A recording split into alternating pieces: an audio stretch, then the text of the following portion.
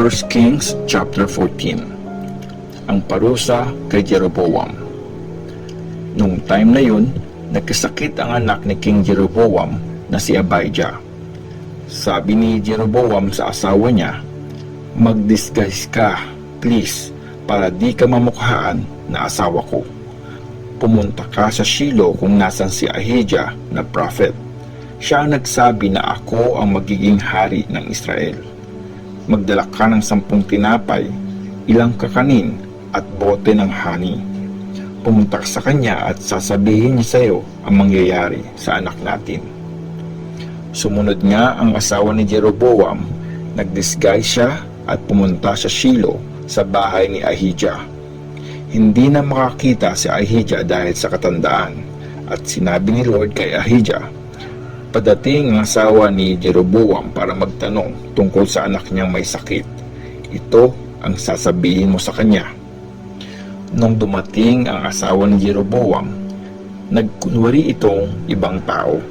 Pero nung marinig ni Ahijah na papalapit na siya at papasok ng pinto, sabi ng prophet, "Tuloy ka, asawa ni Jeroboam.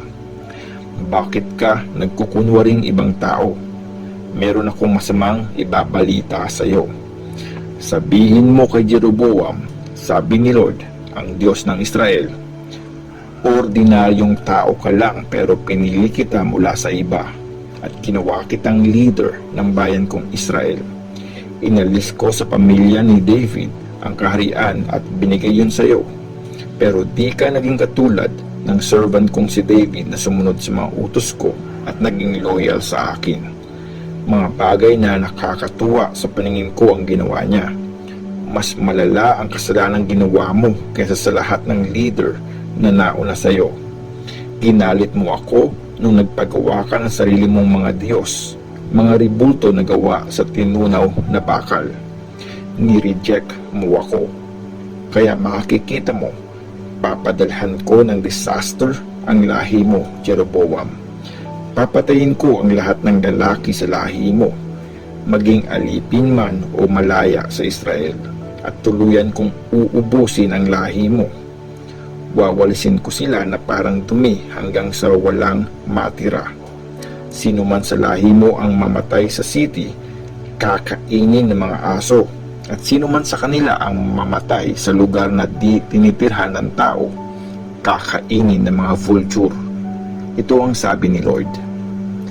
Sinabi ni Ahijah sa asawa ng hari, "Umuwi ka na ngayon. Pag-apak mo sa city, mamamatay ang bata. Magluluksa ang buong Israel sa pagkamatay niya at ililibing siya. Siya lang sa pamilya ni Jeroboam ang ililibing ng maayos dahil siya lang sa lahi ni Jeroboam ang kinatutuwaan ni Lord, ang Diyos ng Israel.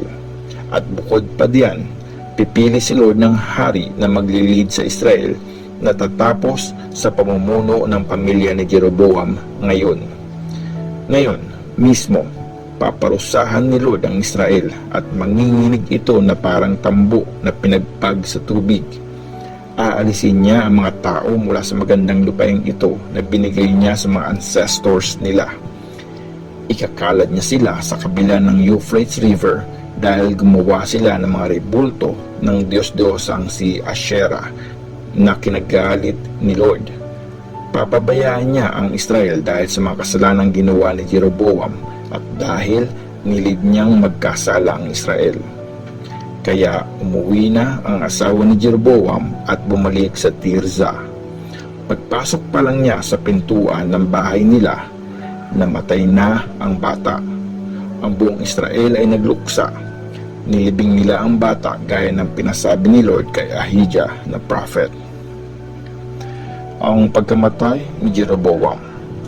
Nakasulat ang lahat ng ginawa ni Jeroboam kung paano siya nakipaglaban at naghari sa ang history ng mga hari ng Israel. Naghari ng 22 years si Jeroboam. Namatay siya at nilibing at ang anak niyang si Nadab ang pumalit sa kanya bilang hari. Si King Rehoboam ng Judah.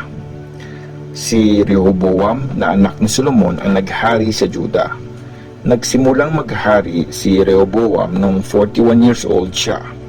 Nagtagal ng 17 years ang paghahari niya sa Jerusalem, ang city na pinili ni Lord sa lahat ng tribes ng Israel kung saan siya dapat i-worship. Ang nanay ni Rehoboam ay sina Ama na taga-Amon. Masama ang ginagawa ng mga taga-Juda sa paningin ni Lord. Matinding selos ang pinadama nila sa kanya dahil gumawa sila ng mga kasalanang mas malala pa sa ginawa ng mga ancestors nila. Nagpatayo sila ng mga altar sa matataas na lugar, pillars at mga simbol ni Asherah sa lahat ng mabababang bundok at sa ilalim ng mga puno para doon mag-worship. Bukod pa dyan, meron din mga prostitute na lalaki sa temple sa lupain. Ginawa ng mga taga-Juda lahat ng nakakadiring gawain ng bansang dating nakatira sa lupain bago ito pinalayas ni Lord para sa mga Israelites. Sa pang-5 taon ng paghahari ni King Rehoboam, sinalakay ni Shishak, hari ng Egypt, ang Jerusalem. Nilimas niya ang lahat ng kayamanan sa temple ni Lord at sa palasyo ng hari. Kinuha niya lahat, pati na din ang mga shield na ginto na pinagawa ni Solomon. Pinalitan ni Rehoboam ang mga ito ng mga shield na gawa sa bronze at pinagkatiwala sa mga tagabantay sa entrance ng palasyo.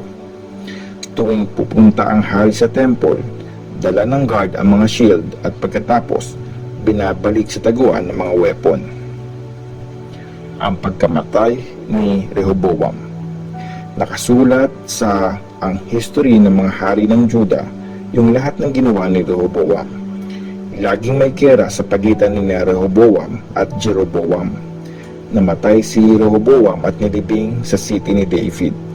Si Abijah na anak niya ang pumalit sa kanya bilang hari. 1 Kings chapter 15. Si King Abijah ng Juda.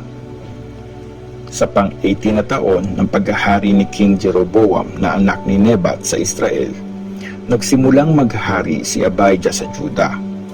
3 taon siyang naghari sa Jerusalem. Nanay niya si Maaka na anak ni Absalom.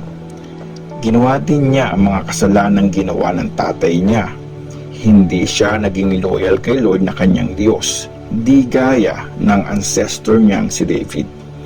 Pero alang-alang kay David, binigyan pa rin ni Lord na kanyang Diyos si Abijah ng anak na magpapatuloy ng kaharian nila at magpapatatag sa Jerusalem. Nangyari ito dahil ginawa ni David ang tama sa paningin ni Lord. Hindi siya sumuway sa inutos sa kanya sa buong buhay niya except dun sa ginawa niya kay Uriah na Hittite. Nagpatuloy ang gera sa pagitan ni Rehoboam at Jeroboam sa buong buhay ni Abijah. Nakasulat sa ang history ng mga hari ng Juda yung lahat ng ginawa ni Abijah. Namatay si Abijah at nilibing sa city ni David.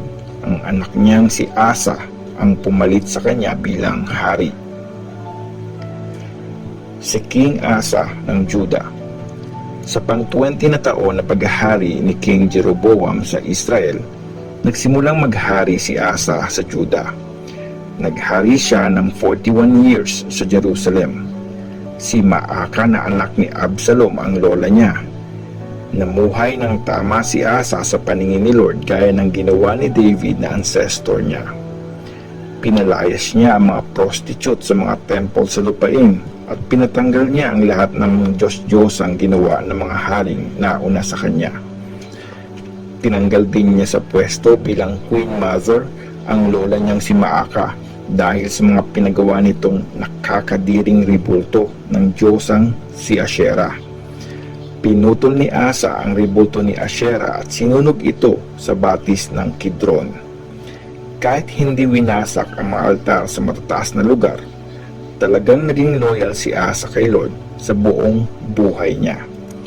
Dinala niya sa temple ang mga offering na pinangako ng tatay niya.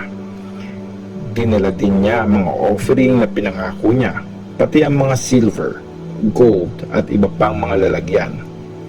Patuloy ang gera sa pagitan ni Asa at King Baasha ng Israel sa buong panahon ng paghahari nila.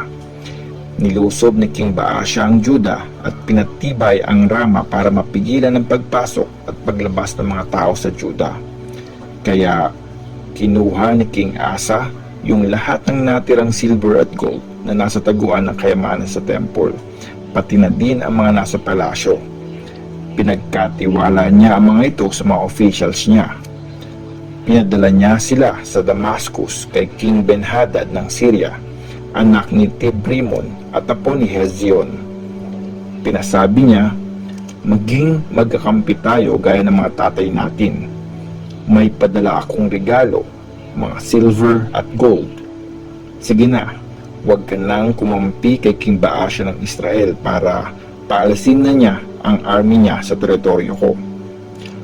Pumayag si King Ben-Hadad sa request ni King Asa at nagpadala siya ng mga army at mga commander niya laban sa mga city ng Israel. Sinakop nila ang Ijon, Dan, Abel-Beth, Maaka at yung lugar malapit sa Lake Galilee, pati ang buong teritoryo ng Naphtali. Nung nabalitaan ni King Baasha ang mga nangyari, tinigil na niya ang pagpapatibay ng Rama. Bumalik siya at nagstay sa Tirza. Nag-utos si King Asa sa buong Juda, walang exempted na magtulong-tulong ang lahat na buhatin ang mga bato at kahoy sa Rama na ginamit ni Baasha para patibayin ito. Gamit ang mga ito, pinatibay ni King Asa ang Geba, isang city sa teritoryo ng Benjamin, at ang Mizpah. Ang pagkamatay ni Asa. Ang mga ginawa ni Asa, lahat ng tagumpay niya, lahat ng mga nangyari sa kanya, at mga city na pinatibay niya ay nakasulat sa ang history ng mga hari ng Juda. Pero nung tumanda siya, nagkaroon siya ng sakit sa paa. Namatay si Asa at nilibing sa libingan ng mga ancestors niya sa city ni David. Ang anak niyang si Jehoshaphat ang pumalit sa kanya bilang hari. Si King Nadab ng Israel. Sa pangalawang taon na paghahari ni King Asa sa Juda, nagsimula namang maghari sa Israel si Nadab, anak ni Jeroboam. Naghari siya ng 2 years. Gaya ng tatay niya, masama sa paningin ni Lord ang mga ginawa niya. Nilid niya rin magkasala ang Israel. Si Baasha na anak ni Ahijah mula sa tribe ng Isakar ay nagbalak ng masama kay Nadab.